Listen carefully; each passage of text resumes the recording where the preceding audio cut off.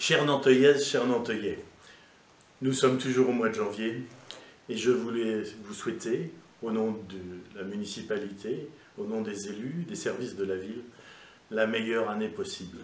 Une année 2022 pleine de richesse, pleine de bonheur et aussi, surtout, pleine de santé pour vous, bien sûr, et pour ceux qui vous sont chers. L'année 2021 a été une année difficile qui restera marquée dans notre histoire et je voulais d'abord envoyer mes remerciements, mes chaleureux remerciements à toutes les professions de santé, aux gens des hôpitaux, aux gens des infirmières, aux soignants, à tous ceux qui se sont battus et qui se battent encore au quotidien, les services publics, les pompiers, les policiers, les gendarmes bien entendu, qui sont là au jour le jour avec nos services publics qui tiennent bon pour vous aider, et vous tous qui nous avez contactés pour nous aider, pour nous apporter un peu de réconfort aussi dans ces moments si difficiles et surtout apporter votre aide à tous les Nanteuillais. Et je voulais très sincèrement vous en remercier. L'année 2021, je vous le disais, a été une année difficile. On a connu une catastrophe puisque un arbre est tombé sur l'école Oblin et nous avons, avec les services, avec les entreprises, réussi à ce que la rentrée scolaire de nos petits Nanteuillais soit particulièrement réussie et qu'on ait effacé tous ces problèmes de tempête. Nous avons connu des inondations, nous avons fait des premiers travaux dans les rues pour ces inondations. Il y en a encore d'autres à faire et on n'a pas été épargné par ces faits météorologiques, c'était plutôt difficile. Et puis nous avons eu le décès brutal de Denis Laurenceau, le président du comité des fêtes, quelqu'un qui œuvrait pour la commune, qui n'a jamais compté son temps, sa pêche, son dynamisme pour vous aider, pour nous apporter, pour réussir avec les gens de la ville, avec les élus, mais c'était la cheville ouvrière pour réussir tout ce que cette ville a de fêtes et de manifestations. Et je voudrais qu'on ait une pensée pour lui.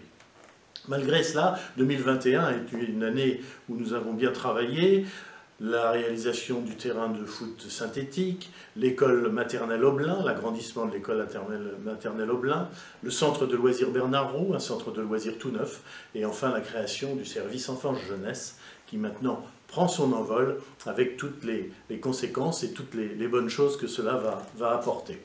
2022 sera aussi une année riche, très riche. Tout d'abord, vers les seniors. Il va y avoir un grand programme d'animation dans ce premier trimestre pour nos seniors, des conférences sur le bien-être, sur la sécurité, sur tous les problèmes qui touchent nos anciens. Et puis, on terminera ce premier semestre par un thé dansant. Je crois que tout le monde adore les thés dansants et nos seniors sont particulièrement intéressés par ça. Nous allons continuer, puisque un premier médecin est arrivé dans le cabinet du centre-ville, mais nous allons créer un cabinet médical sur le quartier des Presses de la Cité, un cabinet médical temporaire, éphémère, dans l'attente de l'arrivée du cabinet médical qui va être construit sur la première phase qui concerne la réhabilitation de ce grand espace qui appartenait aux Presses de la Cité. Donc ce premier cabinet va voir le jour, il y aura des professions médicales et puis qui seront transférées au fur et à mesure dans le nouveau cabinet quand celui-ci sera construit. Les Presses de la Cité, c'est un moment important, ça fait très longtemps qu'on regarde cet espace et qu'il n'avait pas bougé, enfin ça va bouger. Quand je dis enfin ça va bouger, ça bouge également pour la piscine. Avec la communauté d'agglomération, nous avançons, nous avons bien avancé ces dernières semaines et c'est maintenant l'achat des terrains qui va nous occuper pour voir arriver, comme nous l'avions annoncé lors de ce mandat, enfin la piscine de la communauté d'agglomération et la piscine surtout de Nanteuil-les-Monts. On parle un peu culture puisque nous avons racheté le bâtiment du Crédit Agricole sur le quartier de Chermont et ce bâtiment va commencer à être réhabilité et ce sera un bâtiment plutôt dédié à la culture qui verra le jour dans le quartier de Chermont.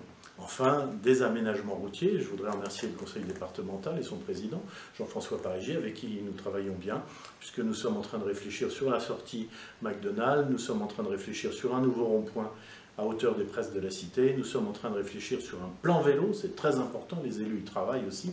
La communauté d'agglomération aussi travaille sur ce plan vélo.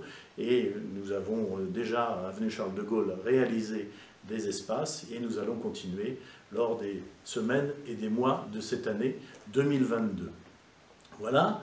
Dans le quartier Saint-Georges, puisque je vous parlais du quartier Saint-Georges, nous allons travailler ce rond-point pour que la desserte de bus soit améliorée et que les bus puissent aller tourner autour de ce rond-point. Vous savez que nous accueillons dans le milieu de cette année 2022 toutes les concessions locales qui regroupent Renault, Dacia et Nissan. Ils vont voir le jour en face Grand Frais. Grand Frais est arrivé il y a quelques semaines maintenant. Et puis, vous avez remarqué également que nous avions combattu un peu fortement Carrefour Property pour qu'ils nous réalisent enfin les trottoirs qui étaient promis pour pouvoir se rendre au magasin à pied. Et tous les habitants du nouveau quartier Saint-Georges peuvent déjà, puisque c'est terminé, aller à Carrefour, faire leurs courses à pied s'ils souhaitent bien entendu aller à Carrefour. Mais 2022, ce sera aussi une année verte. Nous allons planter beaucoup d'arbres, beaucoup d'arbres. Les services techniques et surtout les services de fleurissement sont au taquet, comme on dit, puisque nous avons déjà planté des arbres, mais nous allons en replanter, vous allez le voir dans les jours qui viennent.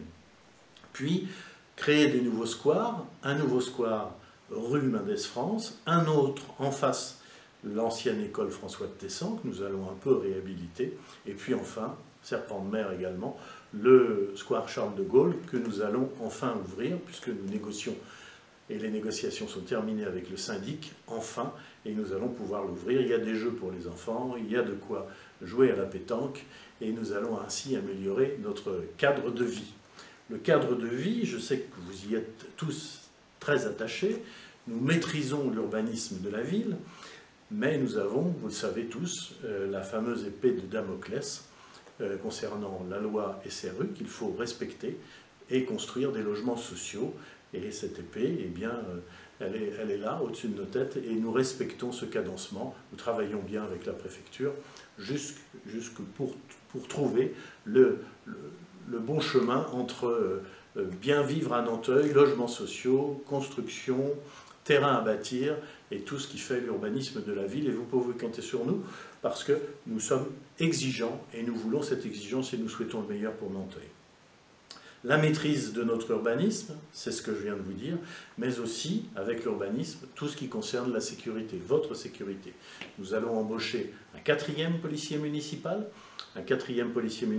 ajouté aux 8 policiers de la police intercommunale, voilà qui va nous permettre d'étendre encore plus les heures et l'amplitude de travail. On va commencer plus tôt le matin et on va finir plus tard le soir, et on va également être présent ce week-end. C'est une volonté que vous avez, c'est une volonté que l'équipe municipale que je dirige souhaite ardemment. C'est un moment, ça va être un moment important, tout ça, ce recrutement. Il y a d'autres recrutements prévus cette année. Et puis, la vie de la ville, ce sont aussi les animations. La fameuse tarte en prune, qui a été un grand moment de retrouvailles pour nous tous, et puis toutes ces animations qui vont s'égrener tout au long de l'année et sur lesquelles je compte sur vous, je compte sur votre présence et je compte sur votre dynamisme. Et enfin, nous allons avoir un moment important, le 25 juillet prochain, le Tour de France féminin qui reprend vie, passera par Nanteuil, puisque nous serons la première ville traversée. Le départ sera à Meaux, et le départ effectif se fixera à Nanteuil.